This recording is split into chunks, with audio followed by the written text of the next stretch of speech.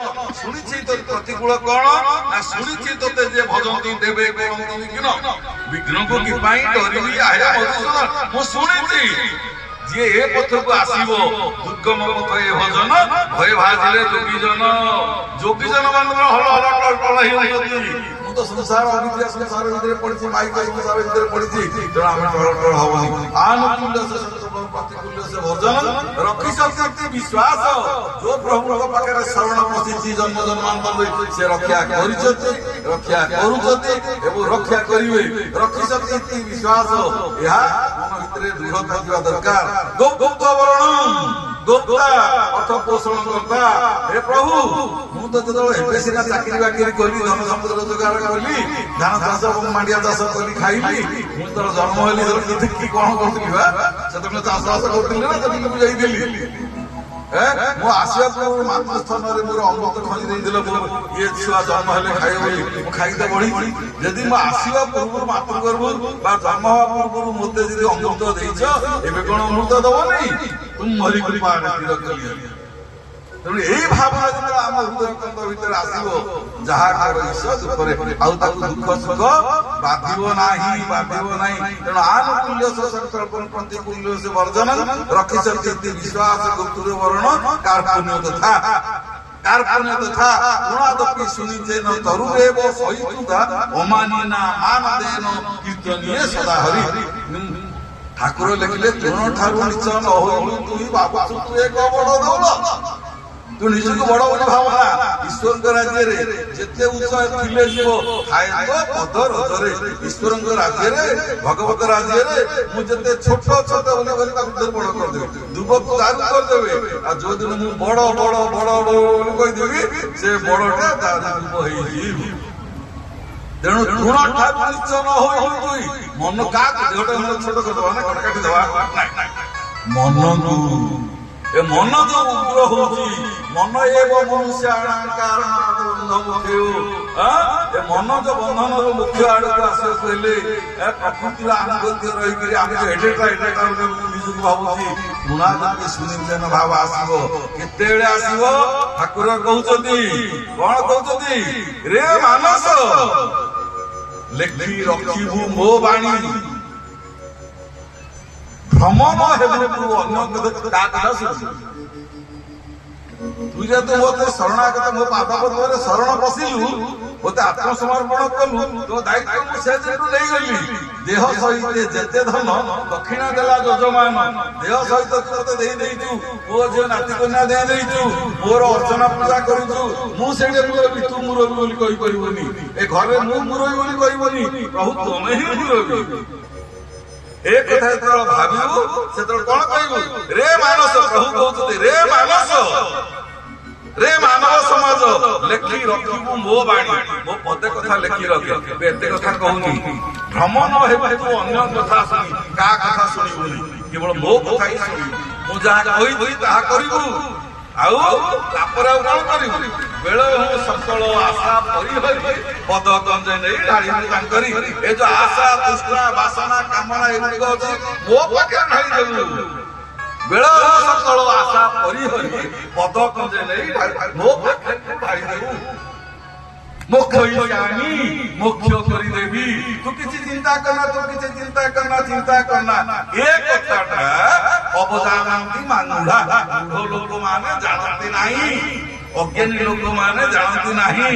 ତେଣୁ ପାପୀଙ୍କୁ ପକାଏ ରୌରବ ରୂପରେ ଭକ୍ତଙ୍କ ବୈକୁଣ୍ଠ ସ୍ଥାନ ସେ ଗୁରୁ ଗୋବିନ୍ଦ ନାମକୁ ଥରେ ତେଣୁ ସେ ପାପୀ ହେଇଯାଏ ଦୁଃଖ ପାଏ ଦୁଃଖ ତ ରସାନ୍ତଳୁ ଗଲା ବେଳକୁ ସେତେବେଳେ କହେ ମତେ ରକ୍ଷା କରେ ଆଉ ରକ୍ଷା କରିବାକୁ ହବନି। ତେଣୁ ବେଳ ସକଳ ଆଶା ପରିହରି ବେଳ ଅଛି ବେଳ ଥାଉ ବନ୍ଧ ବାନ୍ଧିଲେ ବଢିବି ନାହିଁ ଭୟ ଯାଉ କଳା କହିଲି ମୋର ଭକ୍ତଙ୍କୁ ବେଳ ଅଛି ବୟସ ଅଛି ଧନ ଜନ ଯୌବନ ସବୁ ଅଛି ଏଗୁଡି ତୁ ଚିନ୍ତା କରେ।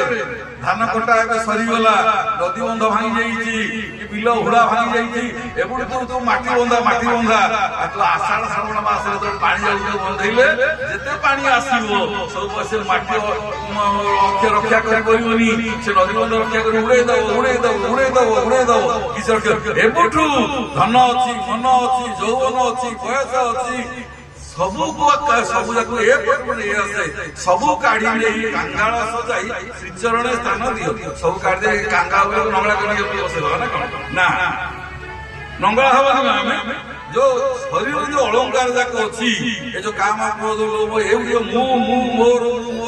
ଏସବୁ କାଢି ଦିଅ ପ୍ରଭୁ ଏଗୁଡା ସବୁ କାଢି ନେଇକି ତମ ସ୍ମରଣରେ ସ୍ଥାନ ଦିଅ ତେଣୁ ତୃଣାଦତି ଭାବ ଏ ପ୍ରକାର ଆସିଲେ ମନରେ ପ୍ରଭୁଙ୍କର କିଞ୍ଚିତ କୃପା ହେଲା ବୋଲି ଆମେ ଜାଣିବା ଯେତେ ଦିନ ପର୍ଯ୍ୟନ୍ତ ମନ ଭିତରେ ଏଗୁଡିକ ଅଛି ଘର କରିକି ଅଛି ହଜାର ନାମ ନାମ ନେବା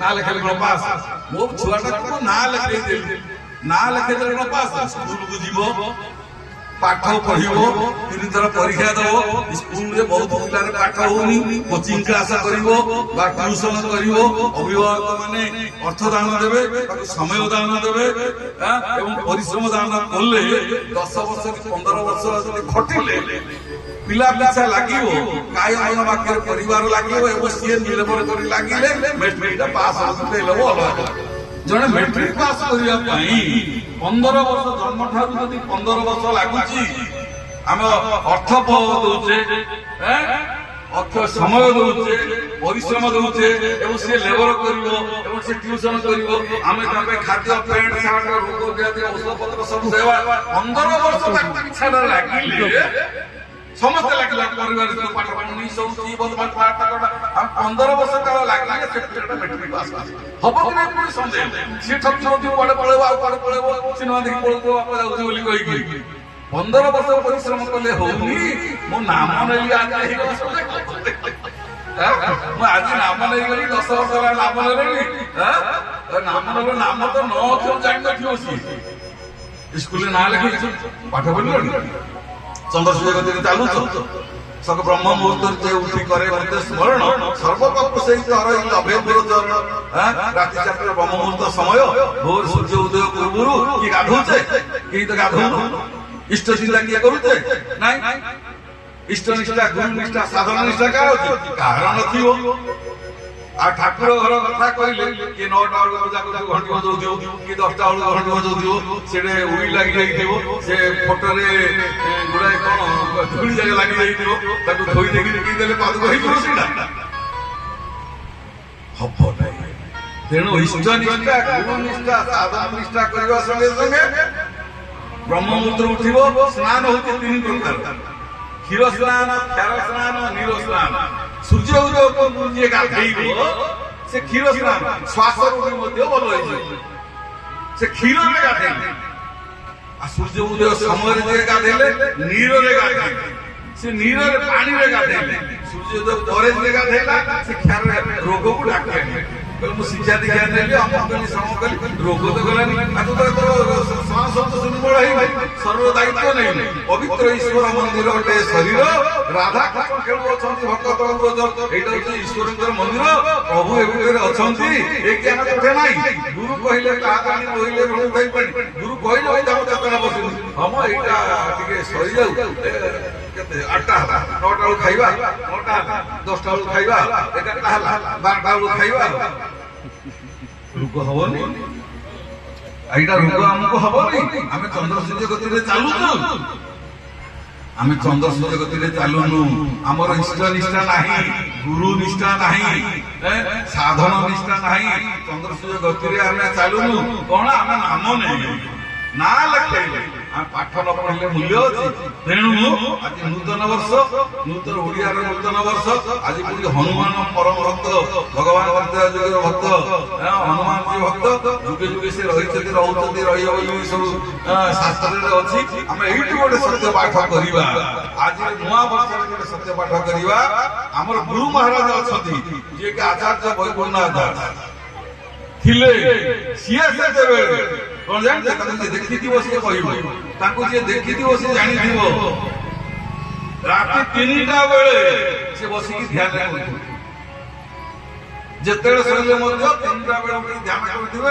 5ଟା ବେଳକୁ ଟିକେ ଗଡ଼ପଡ଼ ହେବେ 6ଟା ବେଳେ ସେବା କରିବାକୁ ପ୍ରଥମ ଆଚାର୍ଯ୍ୟ କଥା କହୁଛି ଦ୍ୱିତୀୟ ଆଚାର୍ଯ୍ୟ ଯଦି ପ୍ରଭାକର ଯେତେବେଳେ ଶୋଇଲେ ସେବା କରିବ ପୂଜା ପାଠ ନୀତିକାନ୍ତି କରୁଥିଲେ ଯେତେବେଳେ ସେ ଶୋଇଲେ ମଧ୍ୟ ସୂର୍ଯ୍ୟ ଉଦୟ ପୂର୍ବରୁ ଗାଧୁଆ ସରିଥିବ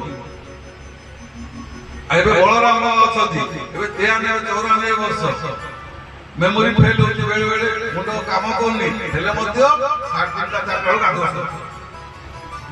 ବର୍ତ୍ତମାନ ବୟସରେ ମଧ୍ୟ ମେମୋରି ଆସିବ, ଭୋର ଭୋର ସୂର୍ଯ୍ୟ ଉଦୟ ଗାଧୁଆ ପାଧୁଆ ସରିଥିବ, ଆଉ ଆମେ 5ଟା ବେଳକୁ ଗାଧେଇକି ରେଡିଓ ଗଲାବେଳକୁ 2ଟା ବିସ୍କୁଟ ଟିକେ ଚା ଟିକେ ଦେବେ ଆମକୁ ଦେଇଦେବେ, ଟିକେ ନହେଲେ ଆଉ ଦିଅ ବୋଲି କହିବେ। ଏ ସମୟରେ ମଧ୍ୟ ସେ ଏଇ ପ୍ରକାର କରୁଛନ୍ତି। ଏତେ ବୟସ କହିବାର ଏତେ ବୟସର ସାଧୁ, ଏତେ ବୟସର ସାଧୁ ଠାକୁର ମାଲିକ ଯେତେବେଳେ ଥିଲେ ସେ ମଧ୍ୟ ରାତି 4ଟାରୁ ଗାଧୁଆ ପାଧୁଆ ସରୁଥିଲେ। ସୂର୍ଯ୍ୟ ଉଦୟ ତାଙ୍କର ଅଗାଧୁଆରେ ସୂର୍ଯ୍ୟ ଉଦୟ ବଢି କିଏ ଦେଖିବେ ନାହିଁ। ତେଣୁ ଆମେ ତାହା କରୁଛେ କି ଏଥିରେ ଆମେ ପଇସା ଲାଗୁଛି, ଏଥିରେ ପଇସା ଲାଗୁନି, ଆମେ ଏଥିରେ ମନଟା ଲାଗୁଛି, ଆମେ ମନ ଦଉଛୁ। ତେଣୁ ମନ ଯଦି ଦେଇଦେଲା ଭୟ ଅଛି, ମନକୁ ଦିଅ ନାରାୟଣ ସ୍ୱାମୀ କି ମନ ଦେଇ ପାରିଲା ଆଉ ଭୟ ଅଛି? ଆମେ ତ ମନ ତାକୁ ଦେଇନୁ, ନାଁ ଲେଖେଇନୁ, ପାଠ ପଢୁନୁ, ଇଷ୍ଟ ନିଷ୍ଠା ଗୁରୁ ନିଷ୍ଠା ସାଧନ ନିଷ୍ଠା ନାହିଁ। ଆମେ କହୁଛୁ ଆମର ସମୟ ନାହିଁ, ଏଇଠି ସମୟ କାଢି ଏଇଠି ଆମକୁ ସମୟ ବାହାର କରିବାକୁ ପଡିବ। ଯେତେବେଳେ ଆମର ଏବେ ଗୋପାଳବାଜି ଅଛନ୍ତି ପୂଜା ପାଠ କରୁଛନ୍ତି, ଯେତେବେଳେ ସେ ଶୋଇବେ ଏମିତି ନିଷ୍ଠା ତାର ଅଛି, ବୁଝିଲେ? ଏବେ ଟିକେ ପୂଜା ପାଠ କରୁଛନ୍ତି, ରାତି 3ଟା-3:30 ବେଳକୁ ଉଠିବ। ମୁଁ ଭାରି ଅଳସୁଆଟା ଥିଲି, ମୋ ଚରିତ୍ର କଣ କହିବି, ସିଏ ମୋତେ ସଜାଡ ମହତ ଲୋକ ସମ୍ପର୍କରେ ଆସିଲେ ନିଜେ ସଜାଡି ହେଇଯାଆନ୍ତି। ତେଣୁ ମହତ ଲୋକଙ୍କ ଆଶ୍ରୟ ନେଇଛେ, ମହତ ଶାସ୍ତ୍ର ପଢୁଛେ, ମହତ ଗୁରୁ ନେଇଛନ୍ତି, ଯିଏ ଗୁରୁ ହେଇଛନ୍ତି ଏ ଜନ୍ମ ସିଏ ସ୍ୱୟଂ ସତ୍ୟନାରାୟଣ ସ୍ୱାମୀ, ସ୍ୱୟଂ ସତ୍ୟନାରାୟଣ। ସେ ଅଭିରାମ ପରମହଂସ ନାଁ ଧରି ସିନା ଆସିଲେ, ସେ ସ୍ୱୟଂ ସତ୍ୟନାରାୟଣ, ସେ ସ୍ୱୟଂ।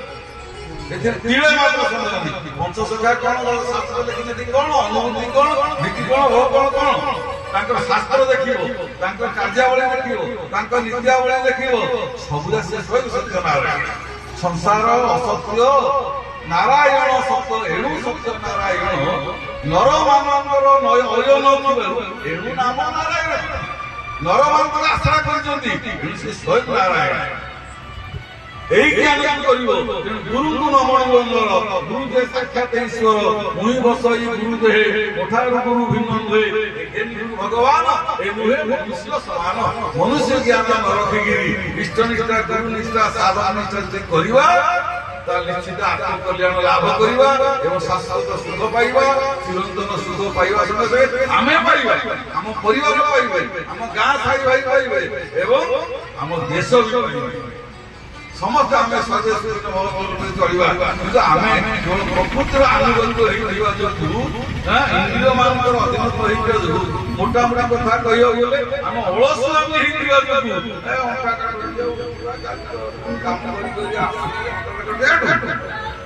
ଆଉ ଦେଖିବା ଗାଧେଇବା, ମନର ବଦମାସ, ଏଇଟା କି ମନର ବଦମାସ।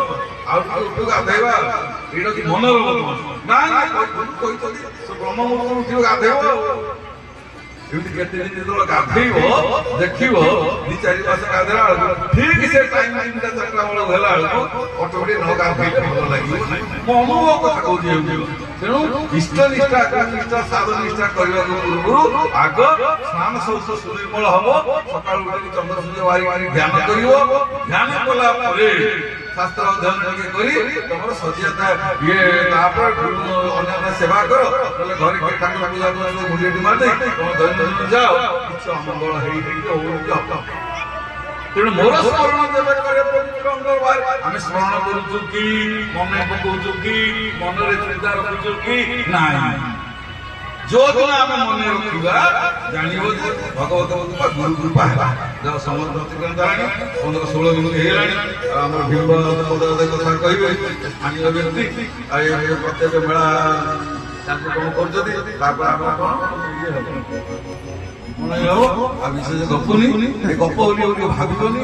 ମାନେ ମୂଲ୍ୟବାନ କଥା, ଅନୁଭୂତି କଥା, ଶାସ୍ତ୍ରୀୟ କଥା, ଗୁରୁଙ୍କ କଥା, ଆଗକୁ 10 ପଦ କଥା କହିଲି। ଆଗକୁ ପଦେ କାର୍ଯ୍ୟକାରୀ ହେଲେ ଆଜିର ହନୁମାନ ଜୟନ୍ତୀ ବେଶ ସଂକ୍ରାନ୍ତିରେ ଠାକୁରଙ୍କର ଜୟ ହବ, ତାଙ୍କର ଗୁଣ ଗାଇ ଶେଷରେ ମୋର ବକ୍ତବ୍ୟ ସାଙ୍ଗ ଜୟ ଶ୍ରୀ ନାରାୟଣ ସ୍ୱାମୀ।